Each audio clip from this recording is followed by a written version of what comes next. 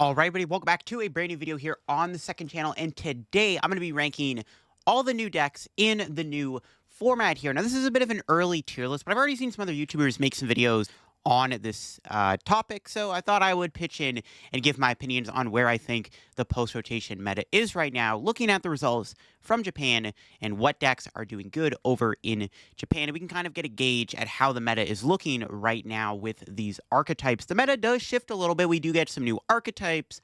Some old decks finally leave, like Lugia and Regidrago.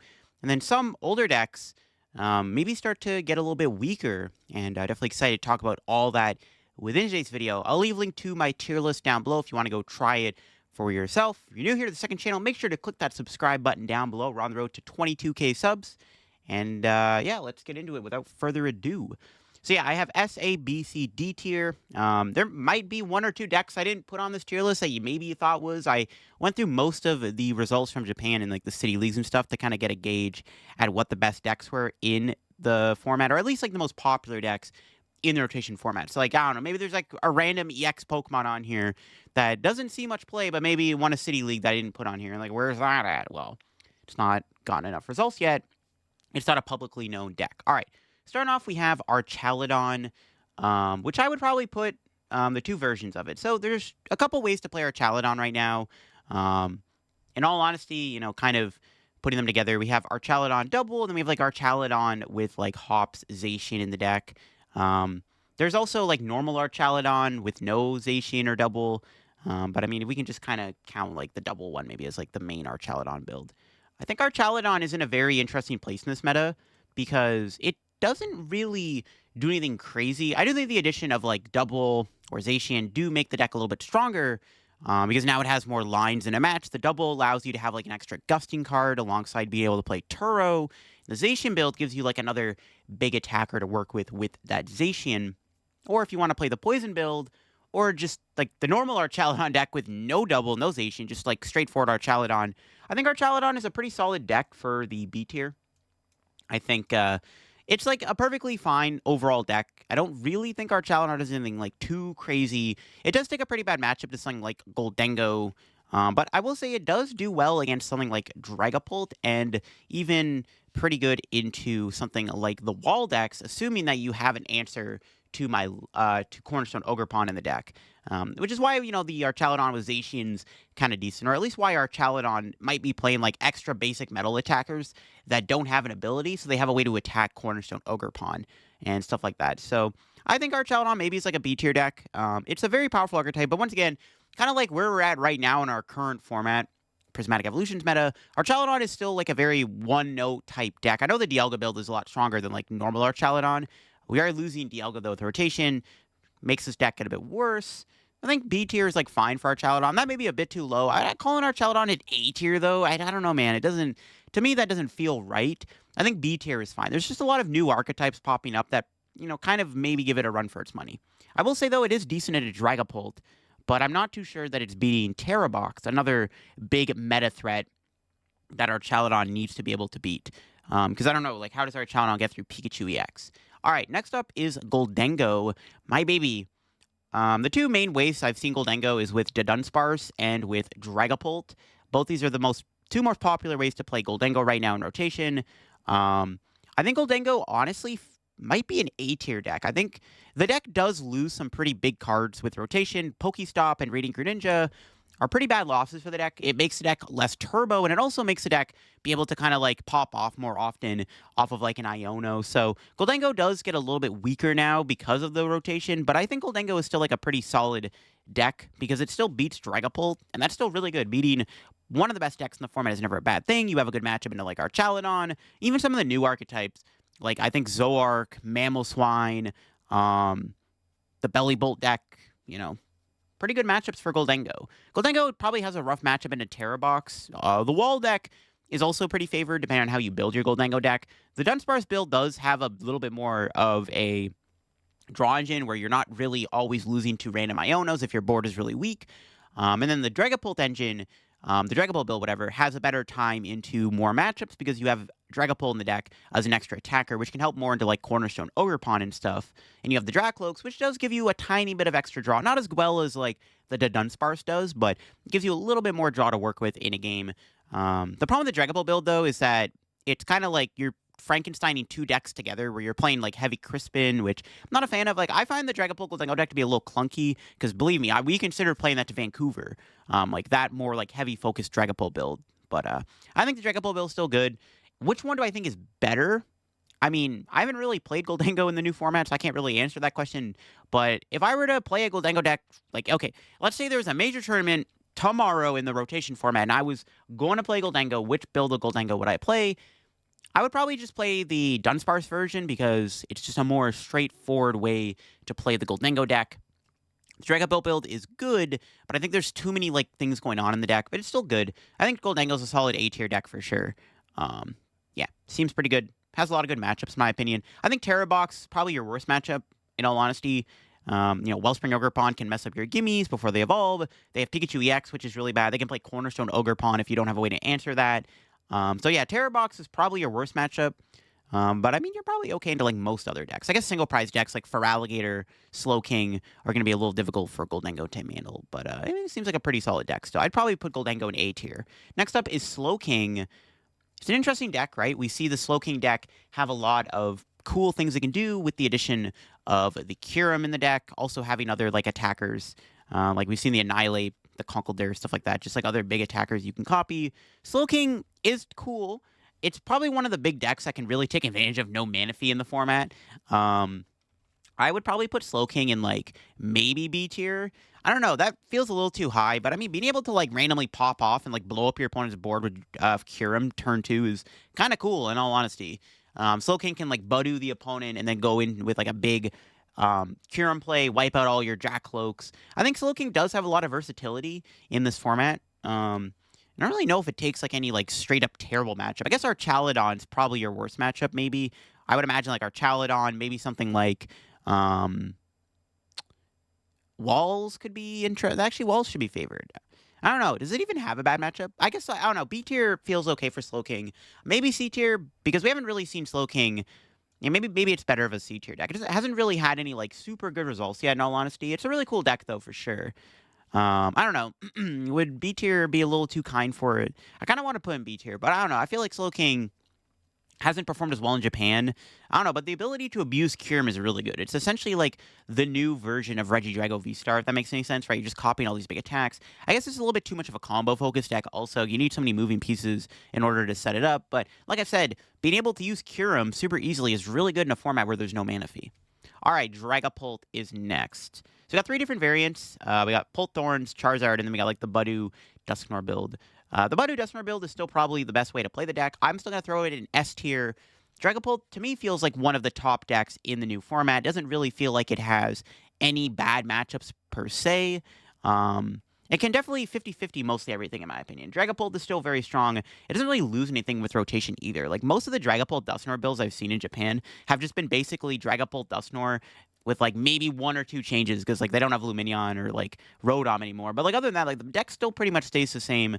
Still feels like its power level is really high. It doesn't really seem to have, like, any standout awful matchups.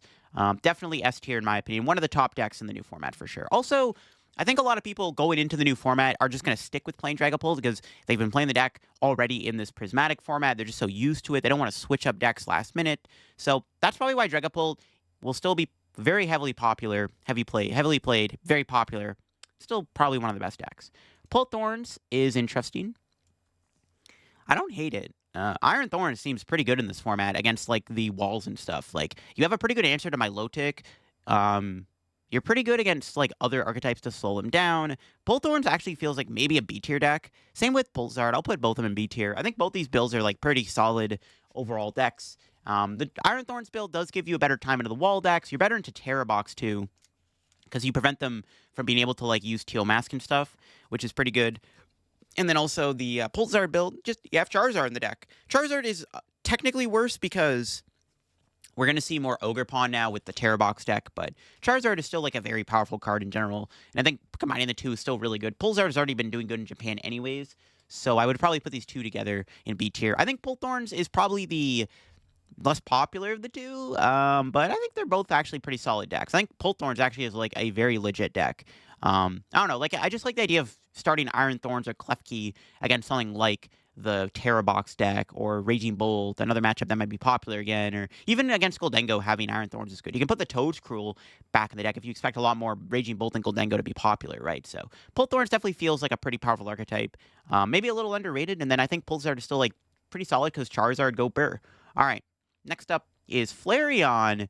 Another deck that actually has been performing pretty well in Japan, Flareon Toolbox, using it with stuff like Sylveon EX. I think this deck does have a lot of potential. Um, it might be too early to rank it too highly. I'm going to place it in B tier for now. I think it's a pretty powerful archetype that has some really cool things it can do. It can still one-prize board state the opponent, because it will use Fan Rotom. You can use the one-prize Eevee. The deck also does have a lot of really cool lines with the Flareon and also the Sylveon EX, specifically being able to abuse Angelite, which seems very, very powerful against certain archetypes. Flareon may be a B tier deck. B tier might be a little low for the deck. I can maybe see it being A tier, but it's a little too early to tell how good Flareon Toolbox really is. But yeah, I think B tier is good. One thing I'll say about it, it does beat Gholdengo probably. You're probably okay into Archaludon. Yeah, I think Flareon being B tier is pretty good for the deck. I think B tier is a nice place to put Flareon. Next up is Froslass. So another deck that's been popping up in Japan recently is the Froslass deck with like Espathra and stuff. Froslass, maybe it's time for it to shine. Who knows? I'll put in B tier. It's a deck that, I mean, I don't know if it's like really, well, actually, Froslass might be more of a C tier deck in all honesty. Yeah, I'll put in C tier for now. Another deck that maybe could be B tier, but I feel like this deck hasn't really been like fully cracked yet. We haven't really even seen Froslass perform that well over here in the West, right? We've just mostly been seeing Froslass in Japan. So it's like, I don't know if we can really judge it on that. I think C tier is like a fine place to put the last for now, but the last toolbox deck with like the Blood Moon and the Espathra and stuff doesn't seem like a terrible archetype. So maybe there's something to it. It has been doing well in Japan, but I'm not fully convinced on the deck yet. Next up is Gardevoir. Weird, but I think Gardy might be B tier. I might actually place Gardevoir in B tier for the reason that it's like pretty much just losing a lot of good cards. The deck still has a lot of power, though. Still using Screamtail and Drifloon really nicely. Monkey Dory still exists. The problem with the deck, though, is it's a lot less consistent because you have to play like Fez and Mew in the deck because you lose Kirlia. But Gardy has been putting up good results in Japan. Doesn't really mind playing against these wall decks. Doesn't mind playing against Dragapult, I would imagine. Still like not a bad matchup. Archaludon still probably pretty good for the deck. Gardy feels like it's just the same, but it loses its draw engine. But if you can kind of find a workaround for not playing Kirlia, the deck still has a lot of potential. I mean, you're still using these big blow-up one-shot attackers. You still have some really cool things you can do with Monkey Dory. It's just, yeah, losing that draw engine is what makes the deck less consistent. But for now, I think Gardy's a fine B-tier deck. Another thing I want to mention about Gardy is there's less tool removal in the format. With Lost Vacuum rotating, not every deck is going to be running Jamming Tower, which is really good for Gardevoir, because now a lot of the time your Drifloon Bravery Charm plays can actually stick. Your opponent has to make a decision to either kill the Drifloon or take out the Gardy, but then they get KO'd again. So it just puts them in a really awkward spot. So B tier probably is fine for Gardy. There's a lot of Gardy warriors. Somebody might play Gardevoir and do well with it, and then all of a sudden it goes up to an A tier. But I think B tier is like a pretty safe place to put Gardevoir. It's just weaker than it was before, but it still has a lot of tricks that it can do. We got Iono. Iono Belly Bolt decks. Probably C tier. We haven't really seen the deck perform that well.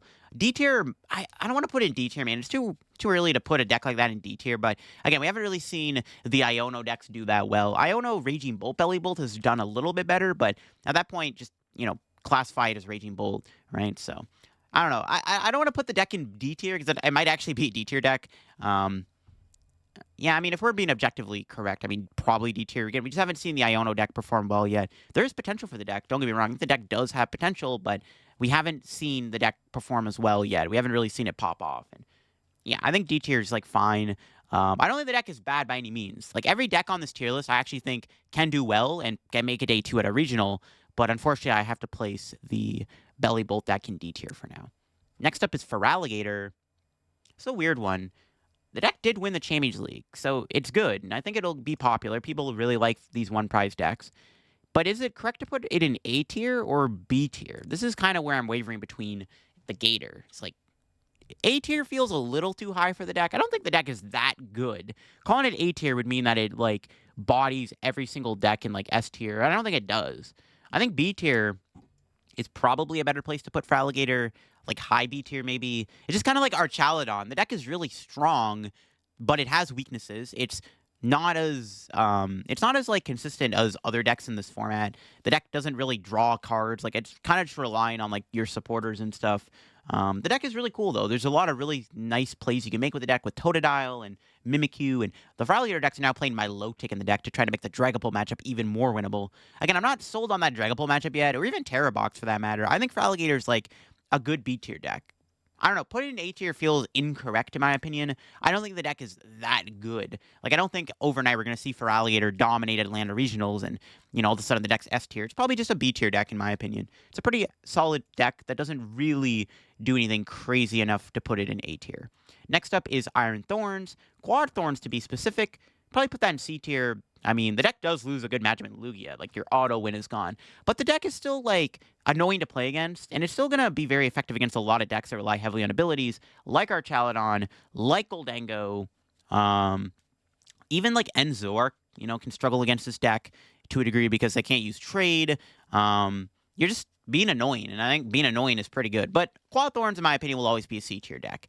I don't think that, unless Lugia was literally the best deck in the format, like S tier, like it was in the Silver Tempest format all those years ago, then Quad Thorns, maybe we'd bump it up to B or A tier. But yeah, in my opinion, Quad Thorns will always be a C tier deck, even though it's annoying to play against, and we'll always win games because of how annoying and cheesy it is. But it's never going to be that good of a deck. Always a C tier deck. Next up is Mammoswine. Probably C tier. We haven't really seen the deck perform as well in Japan. It has actually been doing okay. Like I've seen it in a couple like top 8s in city leagues, but nothing too crazy. Like it's not like the deck is like people are like, yo, we gotta respect Mammoswine. You know what I mean? It's a really cool archetype, and I want Mammoswine to do good. I'm definitely gonna be making multiple videos on Mammoswine when it comes out because there's a lot of really cool ways you can play it. I just can't see the deck being any higher than C tier in my opinion, so I would probably just put it in C tier. Next up is Miraidon. Probably C tier too. I actually don't hate the idea of Miraidon in the new format though. I think the way you have to play Miraidon is you have to play with like Iron Hands and also Pikachu EX, maybe with Grass and Metal energies in the deck. Just kind of lean into like a Pikachu Iron Hands deck at that point. The deck seems okay. Like Iron Hands is still a great attacker in this format. You're pretty good into like the wall stall stuff, which is nice. Your Terrabox matchup probably is fine too. I think Miraidon is like a fine deck. It's a lot less consistent than it was before. So I think C tier is where we'll put Miraidon for now. But honestly, I don't hate Miraidon. I think there is some cool things Miraidon can do. And you know what? Maybe a couple more tier lists from now in this Journey Together format. Miraidon honestly might be like a B tier deck. I'm not going to lie. I do, like, there's potential for Miraidon still. I think Miraidon is still a good deck. Just haven't seen it do well enough yet for me to call it a B tier deck. Next up, we got Enzor. This is another tough one to rank, man. I mean, this deck is good, but it does have a lot of weaknesses. It doesn't really do a lot of damage. It does have some cool things it can do with the Darmanitan, though. But the lack of damage is what really throws me off about the deck. I don't know, like, is it really all that good? I think it has a good matchup versus Dragapult, which is really nice. I'm going to put it in B tier for now. Just another one of those decks where, like, I can't really gauge it any higher. It has performed well, though. Like, we have seen it do well. It's won a bunch of city leagues, but it hasn't really overperformed. You know what I mean? Like, it didn't overperform. It wasn't the popular choice. As much as I want this deck to be good, I really want Enzor to be a good deck. This deck excites me. I cannot wait to play it and try it out, but it hasn't performed well enough for me to say, yes, Enzor is a deck you need to respect. It's like a fine deck, kind of like Flareon or Archaludon or Feraligatr. It's like a pretty solid deck with a lot of tricks it can do, but it doesn't really overperform or do anything too crazy that other decks can't do. But I think B tier is a pretty good place to put Enzor. I think it's a solid deck. Just we haven't seen it perform well yet, but I mean, I want the deck to do well. I really like this deck. I think there's a lot of cool potential for the deck, but I think for now we'll put in B tier. Terrabox. In my opinion, this is probably the second BDIF besides Dragapult. I think the two decks in S tier are probably just going to be the Pult and the Terrabox. Terrabox is just broken. It can do everything it wants, right? You can Wellspring Ogre Pawn to take 2 prizes. You have Pikachu EX, which not many decks respect. You have Lily Skulfairy, which gives you a better time at Dragapult. You have the potential to play like Cornerstone Ogre Pawn, and there's a lot of things this deck does. I think Terrabox is easily one of the top decks in the format. I think, honestly, going into this format, you probably just need to be able to beat Terrabox and Deepole. Those are going to be the two big decks of the Journey Together format. But, yeah, S tier for sure. 100% an S tier deck. Very powerful archetype. It's also been winning a lot in Japan, obviously. We saw Tord play it. Literally, the best player in the world decided to bring this deck to a 5,000-player tournament. Not any other deck. No Dragapult, no Gholdengo, no Charizard, no Raging Bolt, no Walls, no Gardevoir. Just Tord just was like, you know what? Terror Box is what I should be playing to a 5,000-player tournament. Yes, this deck is that good. S tier, 100%, without a doubt. Lock it in. Yeah, these are the two top decks in my opinion. I think both Dragapult and Ogre Box, whatever Terror Box, whatever you want to call it, they're both decks that kind of, I feel like, beat each other in different scenarios. I think if Dragapult gets to set up, I think it beats Terror Box, but I think if Terror Box pops off, it beats Dragapult. It's actually a really interesting kind of dilemma between these two decks for sure. All right, next up is Charizard variants. Pulsar, I put in B tier already. Next up, we have Pidgeot Charizard. I don't know, man. This one's kind of, I guess, B tier. I was about to put it in C tier because I still feel like Pidgeot Charizard still suffers from that really bad Dragapult matchup. Also, I have seen Terrabox being playing Budew also, which is not good for Charizard Pidgeot. I don't know. Charizard Pidgeot doesn't feel like it's as good anymore. Just Budew's too popular. Dragapult's too popular. Just it's hard to put the deck any higher than B tier. But you know, Charizard Pidgeot is still very strong. I think Pidgeot is still inherently one of the best cards in the game. It's just very tough to play right now when there's so much Budew in the format. It's just also hard to set up when like you get Wellspring. Like you can theoretically TM Evo around the Budew, and then they just go like Wellspring Ogre Pawn out your Pidgeotto, and you never get your bird out, and your deck kind of just can't function. I think the better way to play Charizard though is with Noctowl. In all honesty, I think Charizard Terapagos is actually a tier deck. And from what we've seen so far in Japan, we have seen this Charizard Noctowl engine deck overperform. Like, it's been doing really good. It's been also playing a lot of really interesting combos. Like, we've been seeing the deck play Wellspring Ogre Pawn itself as an attacker. We've seen it with Cornerstone Ogre Pawn. There's all kinds of different fire Pokemon you could run in the deck to kind of counter these Milotics and stuff and other cornerstones. I think Charizard Terapagos is an A-tier deck for sure. I think it's probably the best way to play Charizard right now in the new format, and I think it's got a lot of potential. There's a lot of really interesting techs you can play and a lot of really cool plays you can make. So I'm going to put Charizard Noctowl in A-tier. All right, Raging Bolt. This is another A-tier deck in my opinion. It's another deck that beats up on a lot of the top decks right now. I know Raging Bolt is always going to be a meme for being like, you know, not good, but always can win.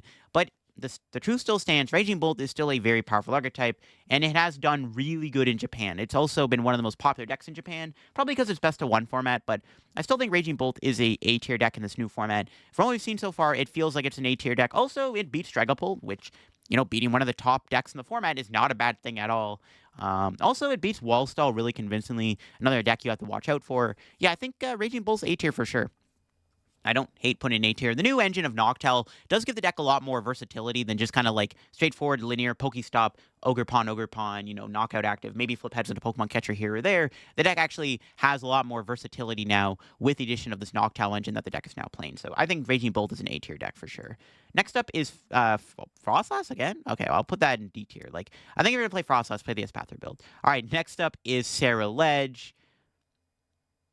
I would probably put it in C tier. Sarahledge does lose Palkia and Greninja and Pokestop, which are pretty big losses for the deck in my opinion. I think the Palkia is what made the deck a little bit better, because I like straightforward Sarahledge is a little bit too linear, but I don't think it's like a terrible deck or anything, but I don't know, like, I feel like Gholdengo is just a better Sarahledge at that point, but I'll put it in C tier. Like, I don't think the deck is terrible. Wouldn't surprise me if people were doing well with it, but C tier for now. Hydreigon is next. Hydreigon isn't a bad deck either in this format. Obsidian is broken. Again, with no mana fee, Obsidian's good. For now, though, I'm going to put it in C tier. We haven't seen Hydreigon do well enough yet for me to place it higher. It has been getting some top 8s. It reminds me a little bit of, like, Mammoswine, where it's like the deck has won a few tournaments. It's got a couple top 8s, but it hasn't really, like, overperformed. Like, calling Hydreigon a B tier deck doesn't feel correct. I really want the deck to be good, though. Much like Enzor, I want Hydreigon to actually be higher than C tier for once. So for now, I'll put it in C tier, but the deck does have potential for sure. There's a lot of things you can do. But the way I've been seeing it built is with Pidgeot, so it's like, is it better just to play Charizard Pidgeot at that point? You know what I mean? All right, next up is Future Hands. Future Box has actually picked up recently in the past couple weeks in Japan. So I'm going to put in B tier for now. Yeah, it's actually been doing really good in Japan over the past few days, few weeks or even, or whatever. So definitely a B tier deck. I think people are discovering that Iron Hands is still really good in this format. Is it better than playing Miraidon, though, is the question. I'm not too sure on that one yet. But for now, we're going to put Future Hands in B tier. All right, and the last deck I have on this rotation tier list is Walls. I'm going to put Walls in A tier. Once again, another deck that I don't, like, it feels like the boogeyman of the format. It's like the new Snorlax, but is everyone overhyping the deck, overreacting to the deck, or is the deck just kind of like mid? I'm not too sure where to place it yet, but the idea of just putting all these walls in the deck like Cornerstone, Milotic, Mimikyu, Farigiraf, Noivern doesn't seem like a terrible deck for sure. So I think walls definitely belongs in A tier. At the very least, I think you probably need to respect it early on in the format. Maybe if we see this deck flop, then eventually people will be like, that deck doesn't exist. But for now, the beginning of the format, I think respecting the deck is correct, and I think you definitely need to make sure you can beat the Walls deck. So I'll put Walls in A tier alongside these other decks. And there you go. That is my Journey Together post-rotation tier list. I don't know. I might have missed a couple decks in all honesty, and I'll do another tier list for Atlanta Regionals leading up to the event. So definitely stay tuned for that. There might be another tier list here on the channel very soon too, before Journey Together releases. So got a couple more tier lists obviously in the works, but I wanted to get my opinion out on the early metagame for Prismatic Evolutions here in the Journey Together format. No, Journey Together. I didn't mean to say Prismatic Evolutions. I'm trolling. But there you go. That's my opinion on the tier list. The meta is looking a little bit different, right? We see new archetypes like Terrabox, the Walls, Flareon is finally starting to get some play, which is really cool. So we'll have to see how the meta evolves going forward. Definitely excited to see what other new decks can pop up alongside all these decks here I put in the tier list. Might add some more decks for the Atlanta Regional. Who knows? So thanks for watching the video. If you enjoyed, leave a like. If you're new to the channel, subscribe down below. We're on the road to 22,000 subscribers. Check out the sponsors down below. Use code LDF. And I'll catch y'all later. I got some deck profile videos coming out very soon, so stay tuned for those. Bye-bye.